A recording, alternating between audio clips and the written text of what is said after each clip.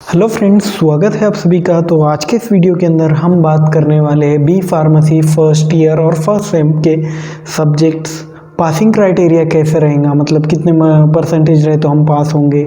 और उसके बाद अब हम बात करेंगे कि कैरी ऑन का प्रोसेस क्या होता है बी फार्मेसी के अंदर। तो सबसे सिंपली बात है, पहले तो फर्स्ट सब्जेक्ट आपका है ह्यूमन एनाटॉमी एंड फिजियोलॉजी, जो कि आपने 12th में भी पढ़ा है ह्यूमन एनाटॉमी एंड फिजियोलॉजी, और 11th में भी पढ़ा ही है आपने।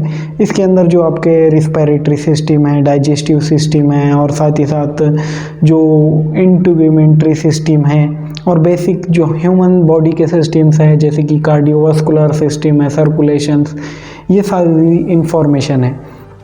उसके बाद जो सेकंड सब्जेक्ट है फार्मास्यूटिकल एनालिसिस। तो फार्मास्यूटिकल एनालिसिस के अंदर ये होता है कि आपको सॉल्यूशन कैसे प्रिपेयर करना है, टाइट्रेशन क्या होता है, मतलब आपका टाइट्रेशन का मेजर प्रोसेस इसके अंदर है, अससे कैसा किया जाता है, और प्योरिटीज़ इम्प्योरिटीज़, ये सारी इन्फॉर्मेशन है। फार्मास्यूटिकल में इम्प्योरिटीज़ क्या होती है, ये सारी बेसिक इन्फॉर्मेशन आपको फार्मास्यूटिकल एनालिसिस में मिलती है। फार्मास्यूटिकल एनालिसिस कुछ स्टूडेंट्स के लिए हार्ड सब्जेक्ट ऐसा माना जाता है, लेकिन मेरा सजेशन ये रहेगा कि आपको अच्छी केमिस्ट्री आती है, जैसे कि आपको पता ही है टाइट्रेशन हमारे 12th में भी हुए हैं। अगर आपने प्रैक्टिकल किए हैं 12th में तो आपको पता ही होगा। ओके, अदरवाइज जो थर्ड सब्जेक्ट है हमारा फार्मास्यूटिक्स, जो कि काफ़ी इंपॉर्टेंट सब्जेक्ट है, जिसमें आपको एक फील आएंगी कि आप सच में कुछ नया कर रहे हैं अपनी लाइफ में। और फार्मेसी से रिलेटेड इसके अंदर आपको प्रिपरेशंस, जैसे कि आपको टैबलेट कैसी प्रिपेयर करना है, सिरप कैसी प्रिपेयर करना है, उसके बाद सस्पेंशन क्या होता है, इमल्शन क्या होता है, ये सारी इन्फॉर्मेशन आपके फर्स्ट सेम के फार्मास्यूटिक्स में है।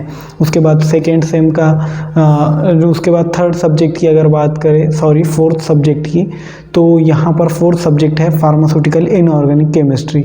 तो इनऑर्गेनिक केमिस्ट्री में मेनली पॉइजनिंग क्या होती है, उसके बाद जो इनऑर्गेनिक के ड्रग है सेमी सिंथेटिक, सिंथेटिक, उसके अंदर जो है तो आपको कैसे यूज़ करना है, एंटासिड, बफर, और जो इलेक्ट्रोलाइट्स है वो हमारे बॉडी पे कैसे एक्ट करते हैं, ये सारी इन्फॉर्मेशन जो है फार्मास्यूटिकल इनऑर्गेनिक केमिस्ट्री में मिलती है आपको।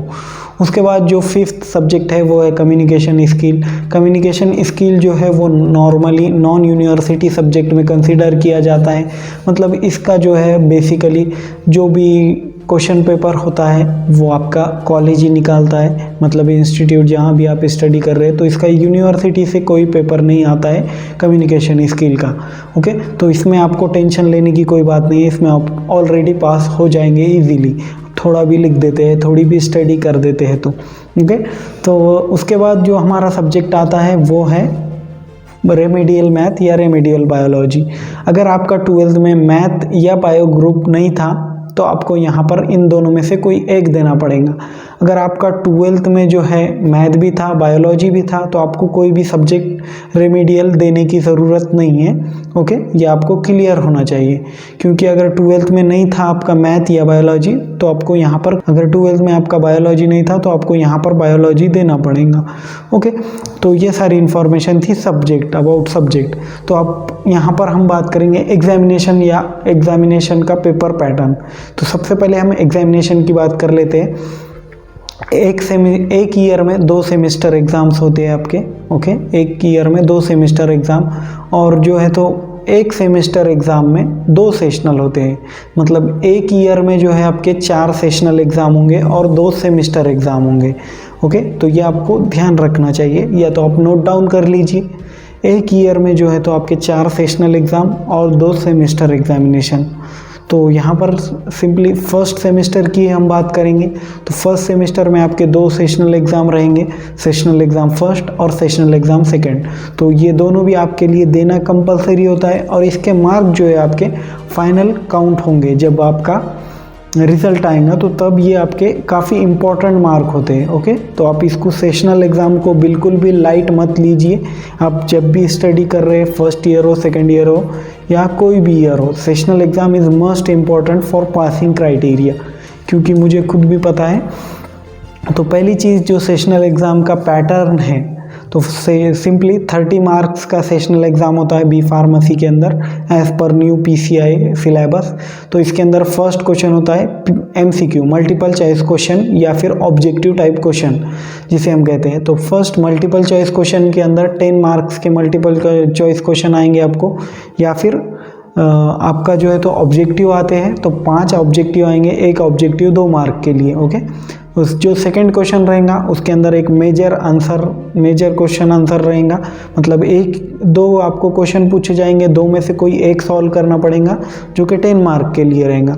तो इसके अंदर आपको 10 मार्क के लिए मिनिमम 5 से 6 पेज फिलअप करना पड़ते हैं, मतलब वन साइड वाला 5 से 6 पेज। ओके, उसके बाद थर्ड जो क्वेश्चन है वो भी है 10 मार्क के लिए।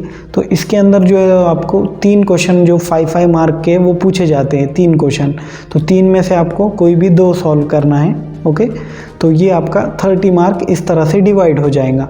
तो 30 ओके प्लस 30 60, जो सेकेंड सेशनल के 30 है वो 30 और फर्स्ट सेशनल के 30 60 को इसके बाद आपको जितने भी मिलेंगे, फॉर एग्जांपल आपको 60 में से 60 मिल गए, उसको डिवाइडेड बाय 4 करेंगे तो वो हो गया 15। तो आपको 15 आउट ऑफ 15 है मतलब। ओके, तो ये 15 मार्क आपको फाइनल एग्ज़ाम में काम आएंगे। तो कब काम आएंगे ये मैं आपको बताता हूँ। तो अब हमारे दोनों सेशनल का पैटर्न सेम ही रहेगा, और इसके बाद जो आपके 15 मार्क आउट ऑफ 15 जितने भी आपको मिलेंगे, 60 को 4 से डिवाइड कर देना है, या फिर आपके जितने भी मिले हैं मार्क 50-40 उसको 4 से डिवाइड कर लीजिए, उतने आपके मार्क जो है ये आपके सेफ हो गए हैं। फाइनल आपके जब भी रिजल्ट आएगा उसके अंदर ये मार्क्स आपके कैलकुलेट किए जाएंगे।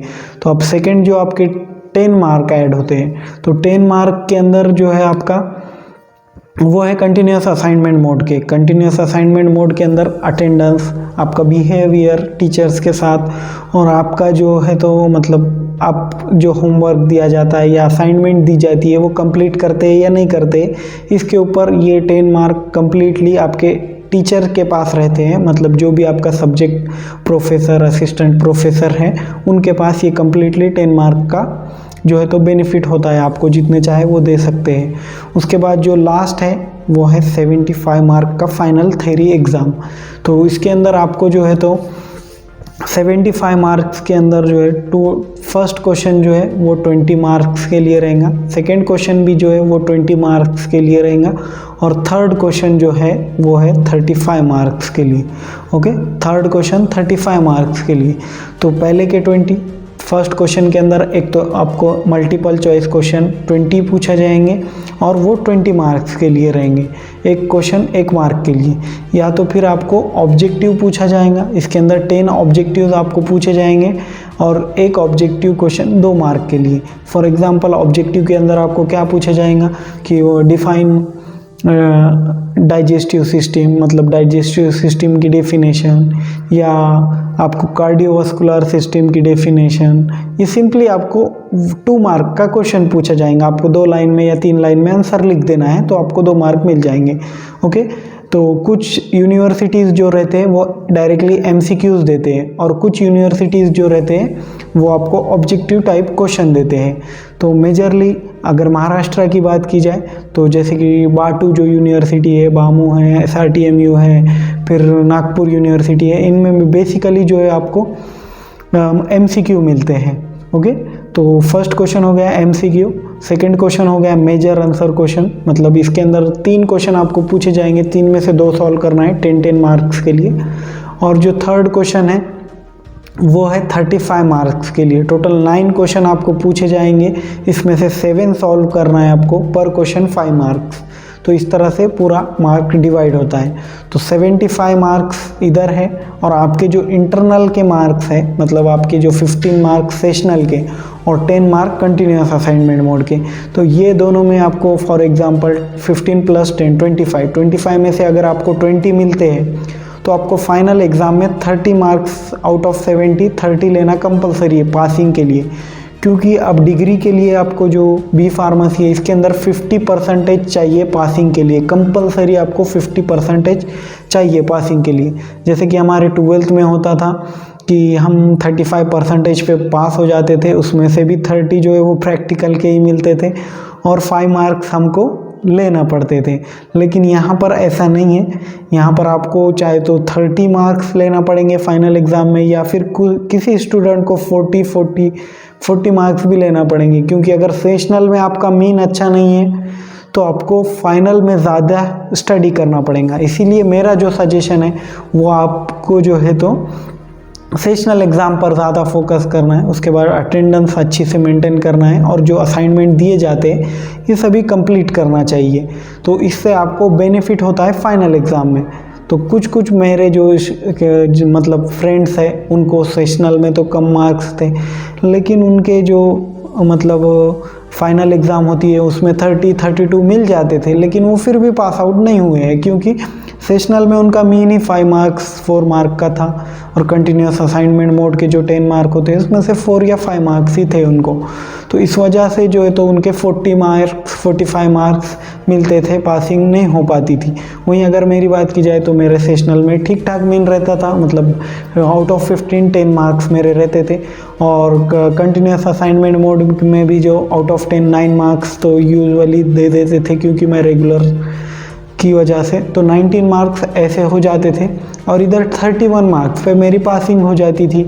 तो इस तरह से आपको भी जो सेशनल है उस पर फोकस करना है, और 50% मार्क आपके लिए कंपलसरी है पासिंग के लिए, तो ये आप ध्यान में रखिए। अब बात आती है आपका कैरी ऑन कैसा होता है, एटीकेटी कैसी होती है। तो कैरी ऑन एटीकेटी के लिए जो है तो आपको सबसे इम्पॉर्टेंट है कि आपका 3rd ईयर में जब एडमिशन होगा, मतलब आप फर्स्ट ईयर है, अगर फर्स्ट ईयर में पूरे भी बैक है तो आपको 2nd ईयर में तो एडमिशन मिल जाएगा, लेकिन सबसे बड़ा प्रॉब्लम यही होता है कि आप फर्स्ट सेमेस्टर में ही बैक रखने की मत सोचिए, क्योंकि अगर आपने सोच लिया अगर मेरा एक भी बैक रहेगा तो वो 1 के 4 कब हो जाते हैं पता नहीं चलता है, और 4 के 10 कब हो जाएंगे ये भी आपको पता नहीं चलेगा।